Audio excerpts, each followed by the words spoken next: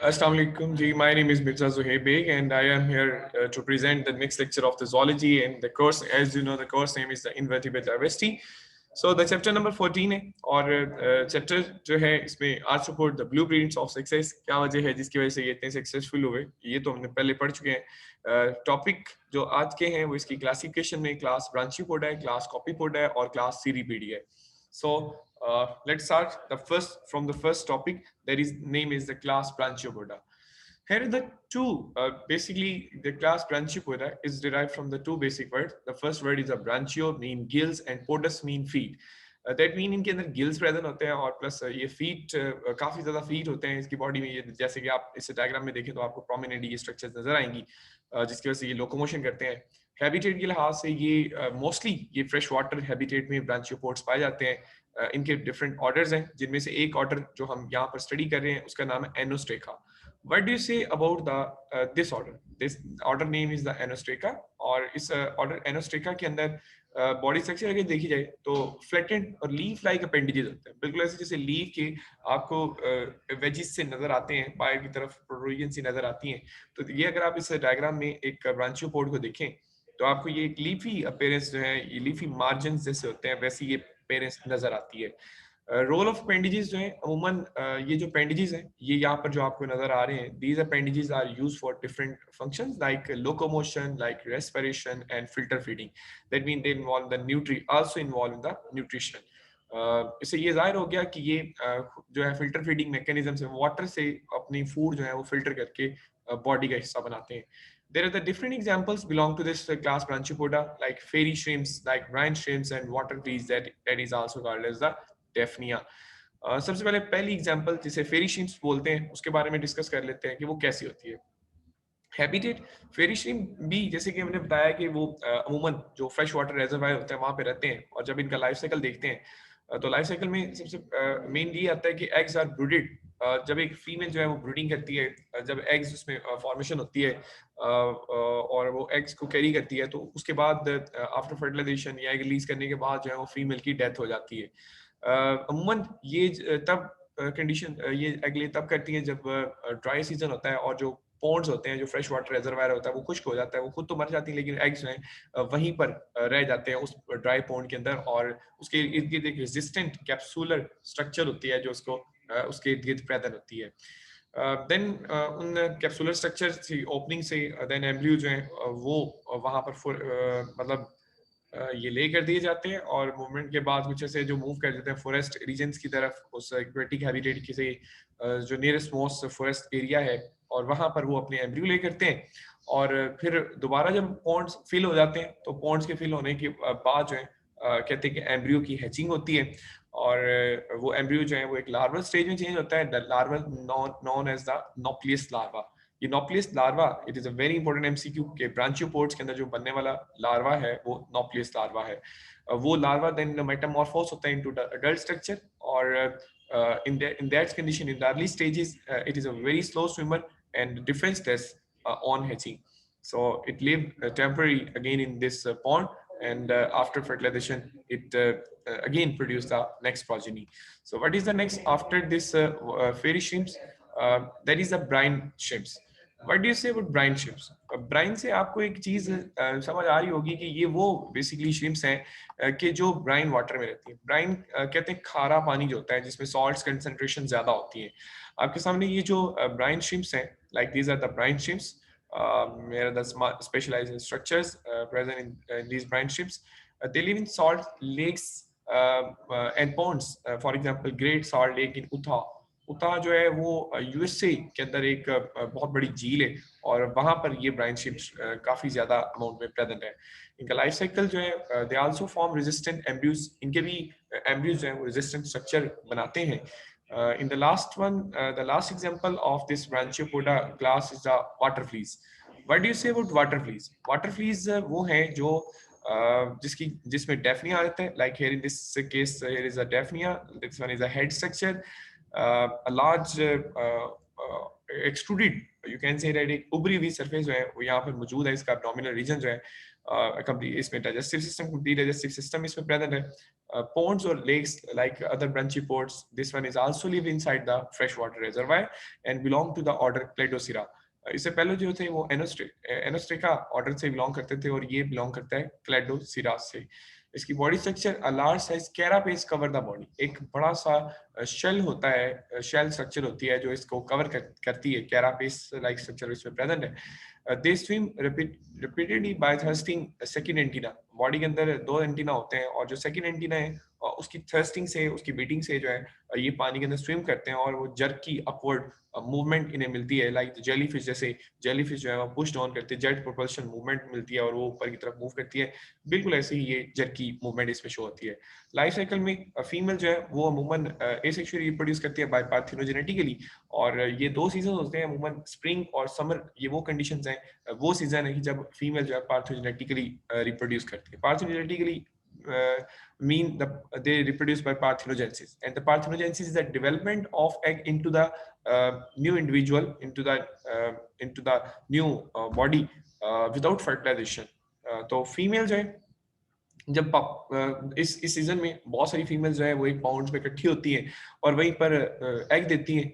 वो एग उसकी कैरापेस के अंदर ही होता है। देन वो एग जो है वो रिलीज कर दिए जाते हैं नेक्स्ट मंथ आफ्टर, जो है वो ब्रूडिंग के बाद जो है वो एग्स रिलीज कर दिए जाते हैं और वो एग्स मूव करते हुए वो पानी में नीचे बैठ जाते हैं। और जब वो पानी में किसी अटैच हो जाते हैं किसी सबस्ट्रेट के साथ, तो फिर वहीं से डेवलपमेंट होती है न्यू इंडिविजुअल्स की।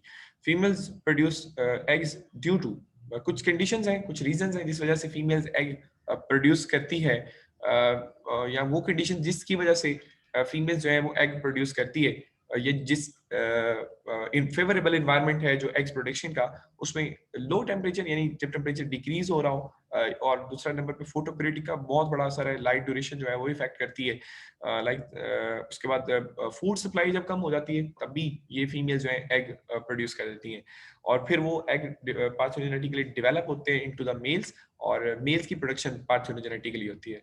But sexual reproduction is also present, and after sexual reproduction the resistant winter eggs, यानी विंटर में जो एग्स होते हैं वो इसके सेक्सुअली रिप्रोड्यूस होने वाले, फर्टिलाइज होने वाले एग्स हैं, लेकिन जो स्प्रिंग और समर में इसमें पैदा हो रहे हैं वो ऐसे हैं जो सिर्फ मौसम बहार और मौसम गर्मा के अंदर प्रोडक्शन होती है।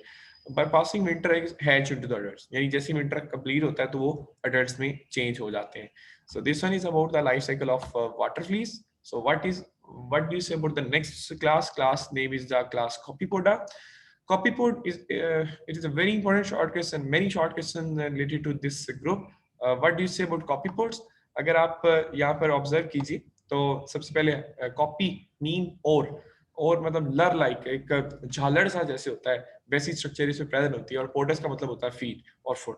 हैबिटेट फ्रेश वाटर है, मोस्टली फ्रेश वाटर है, मेरीन वाटर में भी ये प्लैंक्टोनिक है, that mean they drift on the surface of the water and live on the substrate also on the terrestrial conditions, but mostly they live inside the aquatic habitat. There are very abundant crustaceans, and one of the most abundant crustacean class is the class Copypoda. So what is about body structure?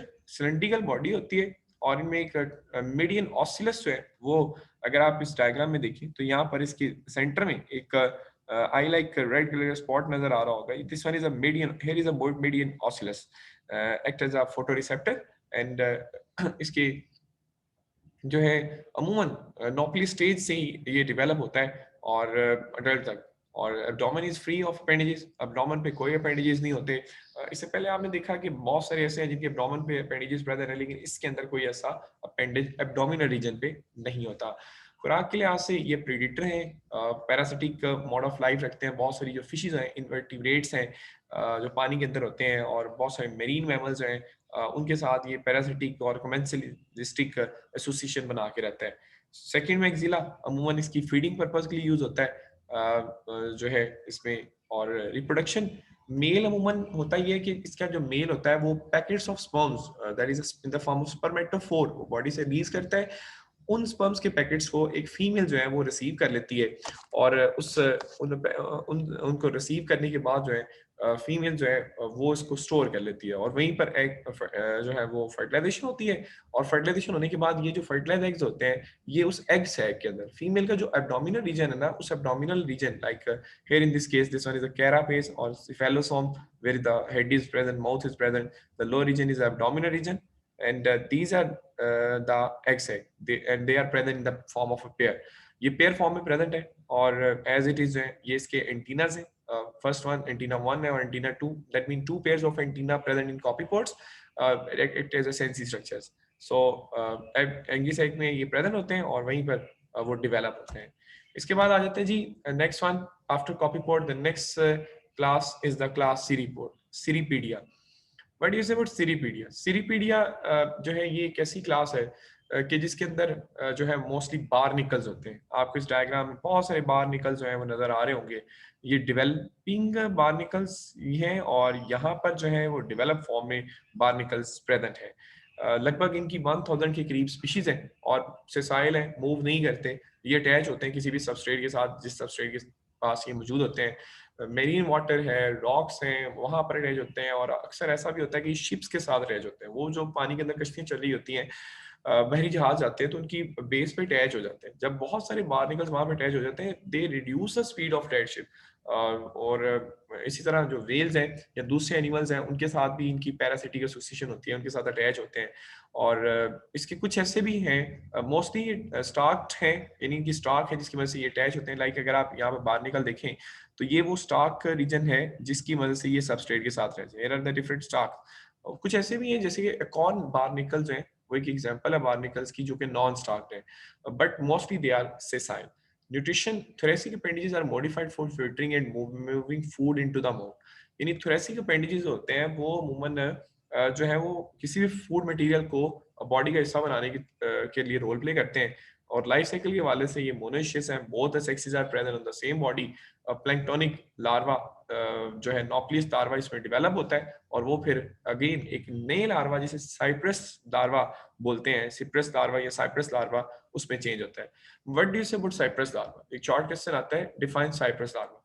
Cyprus larva जो है या what is the characteristic of cypris larva और development of cypris larva into the adult? So cypris larva attach to substrate by their first antenna, यानी ये एक ऐसा larva है जिसमें एंटीना इसका मतलब प्रेजेंट है और एंटीना की मदद से ये सबस्ट्रेट के साथ अटैच हो जाता है। फिर उसमें मेटामॉर्फोसिस होती है और साइप्रस लार्वा अडल्ट में चेंज हो जाता है।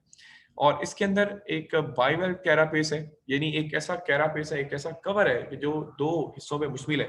जैसे कि अगर आप इसमें एक भी देख लें तो ये दो आपको वेल्व्स नजर आ रहे होंगे। Like here this one is a bivalve, that means two halves shell containing shells. So the abdomen reducing during metamorphosis and gut become U shape। abdomen का साइज छोटा हो जाता है और U shape इसकी gut बन जाती है और उसके इर्द गिर्द कैल्केरियस प्लेट्स होती हैं वो इसको कवर कर लेती हैं। लार्वा स्टेज से लेकर अडल्ट स्टेज तक इसमें ये कवरिंग्स प्रेजेंट रहती हैं। So this one is total about the 3 classes। As you know, we now today we discuss the 3 basic classes of phylum Arthropoda. The first class is the class Branchiopoda, second is the class Copypoda, and the last one is class Cerepodia, Pedia, sorry। Thank you very much और आपका बहुत शुक्रिया। आप जितना हो सकता है इस चैनल को ज़्यादा से ज़्यादा विजिट कीजिए और कोई भी किसी किस्म की भी क्वेरी हो, कोई क्वेश्चन हो तो आप ज़रूर मेरे से शेयर कीजिए। I will give an answer about this topic. Thank you very much. तब तक के लिए इजाज़त दीजिए। अल्लाह हाफिज़।